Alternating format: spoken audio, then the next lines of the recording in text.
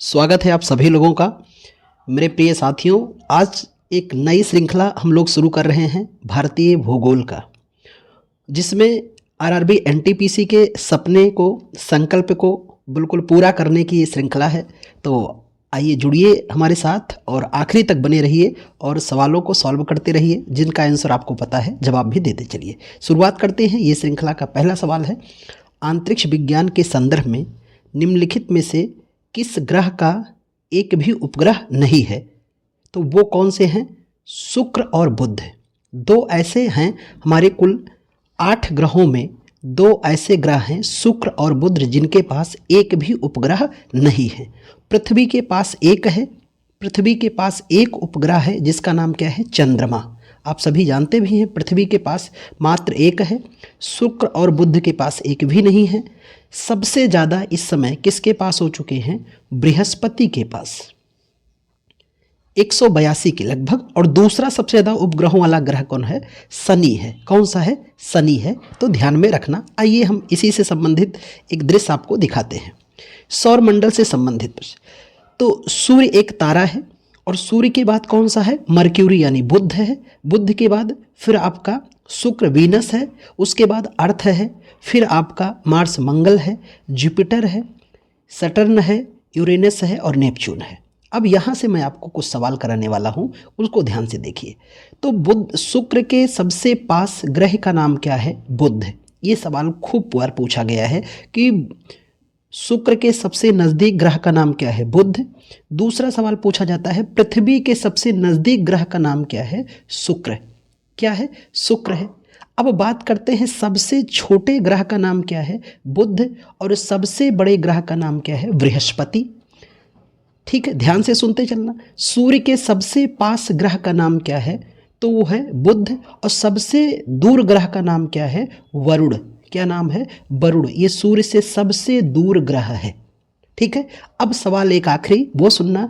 पृथ्वी किन 2 ग्रहों के मध्य में स्थित है? तो मंगल और शुक्र के मध्य में स्थित है पृथ्वी। किन 2 ग्रहों के मध्य? मंगल और शुक्र के मध्य स्थित है पृथ्वी। तो याद रखना, सूर्य के पास है बुध और पृथ्वी के सबसे नज़दीक है शुक्र। पृथ्वी शुक्र और मंगल के बीच है, सूर्य के पास है बुध और सबसे दूर ग्रह है वरुण। कहते हैं कि सबसे छोटा ग्रह आपका बुध है, सबसे बड़ा ग्रह कौन सा है? बृहस्पति है। ध्यान में रखना। इसी दृश्य को आप देख सकते हो, ये सूर्य है और उनके चारों तरफ इनका परिक्रमण क्रम होता है और ये इसी आधार पर दूरियां भी तय किया जाता है। आते हैं अगले सवाल पर। अगला प्रश्न है, सूर्य की चमकती सतह को निम्न में से किस रूप में जाना जाता है? इसे हम लोग फोटोस्फीयर कहते हैं। क्या कहते हैं? फोटोस्फीयर, जो सूर्य की सबसे चमकती सतह होती है। ये देखिए, सूर्य की रचना को आप देखिए, तो जो सबसे चमकती सतह होती है उसे फोटोस्फीयर या हम लोग प्रकाश मंडल कहते हैं। क्या कहते हैं? प्रकाश मंडल। और उसके आंतरिक भाग को क्या कहते हैं? कोर कहते हैं। और सबसे बाहरी जो आवरण सूर्य का होता है उसे सूर्य किरीट या कोरोना के नाम से जाना जाता है।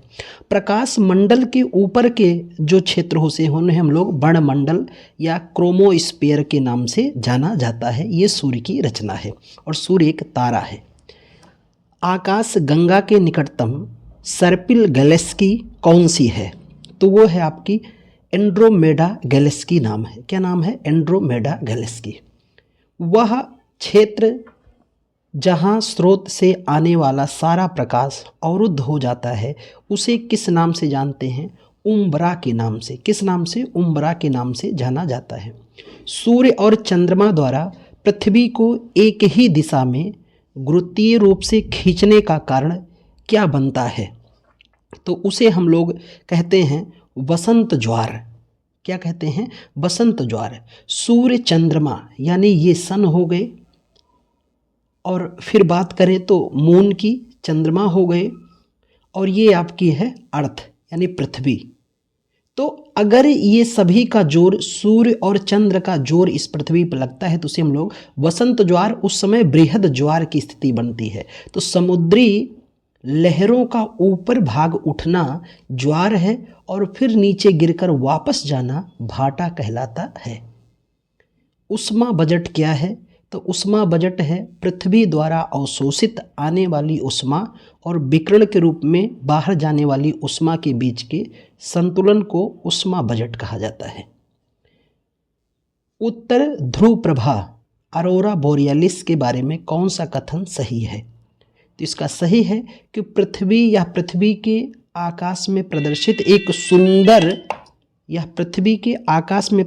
एक सुंदर प्राकृतिक प्रकाश होता है जिसे अरोरा बोरियालिस कहते हैं। ये उत्तरी ध्रुव पर दिखाई देता है, एकदम आखिरी छोर पर। निम्नलिखित में से कौन सा स्थलीय ग्रह नहीं है? तो ये सही आंसर इसका हो जाएगा अरुण। देखिए, पार्थिव ग्रह किसे कहते हैं? तो आपके बुध, शुक्र, पृथ्वी यानी अर्थ, फिर आपका मंगल, बुध, शुक्र, पृथ्वी, मंगल, इन सभी को हम लोग क्या कहते हैं? पार्थिव ग्रह के नाम से जानते हैं। किस ग्रह के नाम से? पार्थिव ग्रह के नाम से जानते हैं, या इन्हें हम स्थलीय ग्रह के नाम से भी जानते हैं। लेकिन वहीं बात करें बृहस्पति, जुपिटर, सटर्न, यूरेनस और नेपच्यून, तो इन्हें हम लोग बाह्य ग्रह या जेवेनियन ग्रह के नाम से भी जाना जाता है। तो ये भी ध्यान में रखना आपको। धूमकेतु शब्द प्राचीन शब्द से आया है जिसका अर्थ लंबे वाले तारा है। तो ये किस भाषा से निकला है? यूनानी भाषा से। किस भाषा से? यूनानी भाषा से ही निकला है। और हम लोग जानते हैं फादर ऑफ जियोग्राफी जो है, फादर ऑफ जियोग्राफी, तो ये जियोग्राफी शब्द भी किस भाषा का है? यूनानी या ग्रीक भाषा का शब्द है। और इसके पिता इस शब्द के कौन है? इरेटोस्थनीज। और धूमकेतु शब्द भी किस भाषा से आया है? यूनानी भाषा से ही आया है। हमारा सौरमंडल किस आकाश गंगा का हिस्सा है? ये कई बार सवाल पूछा जाता है हर आयोग द्वारा। मिल्की वे कहते हैं। क्या कहते हैं? मिल्की वे के नाम से जाना जाता है। निम्नलिखित में से किस अवसर पर चंद्र ग्रहण होता है? तो चंद्र ग्रहण की स्थिति होती है पूर्ण चंद्र ग्रहण। क्या कहते हैं? पूर्ण चंद्र ग्रहण कहते हैं इसे। और चंद्र ग्रहण अक्सर होता है किस अवसर पर? पूर्णिमा के अवसर पर। किस अवसर पर? पूर्णिमा। अब देखो, एक होता है अमावस्या, एक होता है पूर्णिमा। अमावस्या का मतलब क्या है? जब चंद्र की एक छोटी सी लकीर दिखे तो उसे अमावस्या कहते हैं। पूर्णिमा में जब पूरा चंद्र आ जाए, पूर्णतः चंद्रमा दिखे पूरा फुल, तो उसे हम लोग फुल मून या पूर्णिमा के नाम से जानते हैं। अब देखो, ऐसे में चंद्र ग्रहण क्या होता है, कैसे लगता है? तो अब देखिए आप कि ये है आपकी पृथ्वी, ये हो गई अर्थ आपकी। अर्थ के चारों तरफ चक्र कौन लगा रहा है? मून। तो मून कभी मान लो यहाँ होगा, फिर चक्कर लगाते हुए यहाँ पहुँचेगा, फिर यहाँ पहुँचेगा, ठीक है। और ये है आपका सूर्य, सन है। पृथ्वी सन के चारों तरफ चक्कर लगा रही है और मून इसके। तो मान लो कि अब मून यहाँ कभी बीच में यहाँ भी रहा होगा। ऐसी स्थिति हो गई कि सूर्य की सीधी किरणें किस पर पड़ने लगी? पृथ्वी पर। और पृथ्वी के पीछे चला गया कौन? चंद्रमा। तो कहते हैं कि चंद्रमा पर सूर्य का प्रकाश नहीं पड़ता है। यानी क्या हुआ? सूर्य और चंद्रमा के बीच में क्या आ गई? पृथ्वी आ गई। अब सूर्य का प्रकाश चंद्रमा पे नहीं जाएगा तो यहाँ बिल्कुल काला धब्बा दिखेगा, उसी को हम लोग चंद्र ग्रहण कहते हैं। अब आप बता सकते हो चंद्र ग्रहण की स्थिति कैसी होती है? सूर्य और चंद्रमा के बीच क्या आ जाता है? पृथ्वी आ जाती है, तो इसे हम लोग चंद्र ग्रहण कहते हैं। क्या कहते हैं? चंद्र ग्रहण कहते हैं। लेकिन यहीं पर मैं आपको और बता दूं कि सूर्य ग्रहण भी कुछ ऐसे ही है। ये सूर्य है, ये आपका पृथ्वी अर्थ है। अब मान लो चक्कर लगाते लगाते, अभी मैंने कहा मून पीछे था, एक समय हुआ कि मून यहाँ आ गया, ये हो गया आपका चंद्रमा। जब सूर्य की किरणों को अवरोधित करे या सूर्य के बीच में आ जाए कौन? चंद्रमा। जब पृथ्वी और सूर्य के बीच चंद्रमा आ जाता है तो इसे हम लोग सूर्य ग्रहण कहते हैं। क्या कहते हैं? सूर्य ग्रहण। अक्सर यह अमावस्या के दिन होता है। क्या होता है? अमावस्या के दिन देखा जाता है। तो अपनी धुरी पर एक चक्कर पूरा करने में कितने दिन लगते हैं? तो 27.3 पृथ्वी दिवस लगते हैं एक चक्कर पूरा करने पर। किसका? पृथ्वी के चारों तरफ चक्कर लगाने पर। अब सौर घटना कब होती है? बहुत ही आसान सवाल है। जुलाई में। तो आइए मैं एक ही दृश्य दिखाता हूँ आपको और समझ जाएंगे। तो कहते हैं एक नाम है अपसौर और एक नाम है उपसौर। तो अप मतलब क्या होता है? बाहर। जब सूर्य से पृथ्वी की दूरी अधिक हो तो उसे कहते हैं अपसौर। और ये अक्सर किस माह में होता है? जनवरी के समय में। कब की घटना होती है? जनवरी के समय में।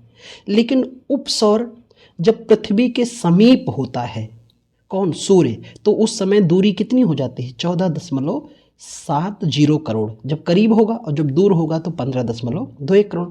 अपसौर की स्थिति कब होती है? लगभग 3 जनवरी के आसपास। उपसौर की स्थिति कब होती है? लगभग 4 जुलाई के लगभग में। जब सूर्य पृथ्वी के नज़दीक होता है तो जानते हैं पृथ्वी गर्म होती है, तो उस स्थिति को हम लोग उपसौर कहते हैं, और जब दूर होते हैं तो उसे अपसौर कहते हैं जनवरी में। यह स्थिति आपको ध्यान में रखना है। प्रवाह के लिए उत्तरदायी दोलन ध्रुवीय पलायन बल और ज्वारीय बल का कारण था। ध्रुवीय पलायन बल किससे संबंधित था? पृथ्वी के घूर्णन से।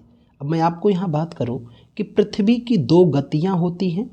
एक को हम लोग कहते हैं घूर्णन और दूसरे को कहते हैं परिक्रमण या परिभ्रमण के नाम से जानते हैं।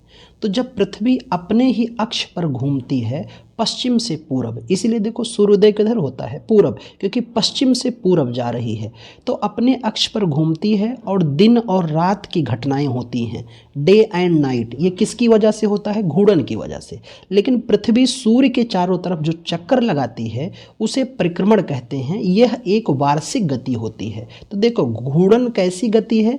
ये दैनिक गति है। कैसी गति? दैनिक गति होती है घूर्णन। और वार्षिक गति कौन होती है? तो आपकी परिक्रमण। परिक्रमण यानी सूर्य का एक चक्कर लगाने में पृथ्वी को लगभग 365.6 दिन का समय लगता है, और वहीं पर घूर्णन करने में 24 घंटे में एक चक्कर अपने अक्ष पर पूरा कर लेती है पृथ्वी। तो पृथ्वी की 2 गतियां आपको ध्यान में रखना है। घूर्णन दैनिक गति है, परिक्रमण वार्षिक गति है। दैनिक गति 24 घंटे की, जिससे दिन और रात होते हैं। परिक्रमण एक वार्षिक गति है 365 दिन में, और इस समय पृथ्वी 6 ऋतुओं से होकर के गुजरती है। वसंत ऋतु, ग्रीष्म ऋतु, वर्षा ऋतु, शरद ऋतु, हेमंत और शिशिर, ये सभी ऋतुएं परिक्रमण के अंतर्गत आती हैं। ब्रह्मांड के अध्ययन को किस नाम से जानते हैं? ब्रह्मांड विज्ञान के नाम से जाना जाता है। चट्टानों के छोटे छोटे टुकड़े जो सूर्य के चारों ओर चक्कर लगाते हैं उसे किस नाम से जाना जाता है? उल्का पिंड कहते हैं। क्या कहते हैं? उल्का पिंड के नाम से जाना जाता है। अक्सर पृथ्वी पर आते हैं, गिरते भी हैं कहीं न कहीं, और ये पृथ्वी पर आने से पहले जल भी जाते हैं उल्का पिंड। निम्नलिखित में से कौन सा विकल्प विषुवों का सबसे अच्छा वर्णन कर सकता है? तो वह है कि कोई भी ध्रुव सूर्य की ओर झुका नहीं है। यह विषुव का सबसे अच्छा वर्णन है। उस एक्सपो प्लेनेट का नाम बताइए जिसे पृथ्वी का करीबी चचेरा भाई के नाम से जाना जाता है और जिसे अर्थ 2.0 के नाम से भी जाना जाता है। तो उसे हम लोग किस नाम से जानते हैं? तो उसे कहते हैं हम लोग केपलर 452b के नाम से जाना जाता है। वैसे पृथ्वी का जुड़वा बहन किसे कहते हैं?